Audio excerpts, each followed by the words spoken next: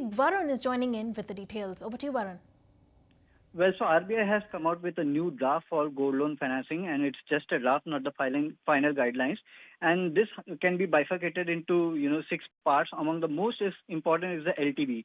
The LTV definition has been tightened more for NBFCs rather than banks, although the LTV remains unchanged at 75%. But for banks, the LTV is capped at 75% only for consumption loans. For NBFC, the cap is on both consumption and income generation loans, and the LTV of 75% or less will need to be maintained to the life of the loan, following which there will be a penalty. The LTV on gold loan consumption, the bullet loans, will need to be incorporate the interest accrued, which is new for both banks and NBFCs.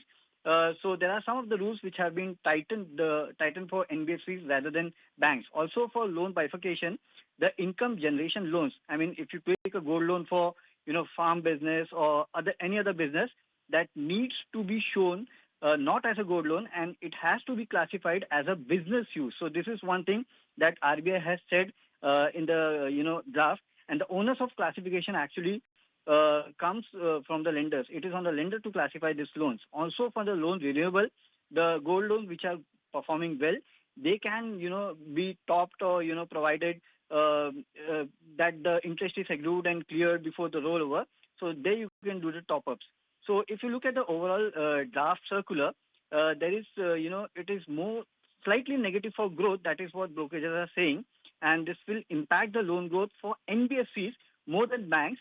And if you look at Nuvama says that Muthoot Finance is one of the companies that could be impacted, whereas Nirmal Bang says that if the circular is implemented, this will impact the loan growth of some of the banks and smaller NBFCs which don't have adequate policies and procedures in place for gold lending. And a slowdown in the gold loan for other lenders could be Finance gold loan. So these are the two companies which you need to look on after this draft regulation. But this is only a draft, and let's see what the final outcome of this draft comes on for the gold loan financing.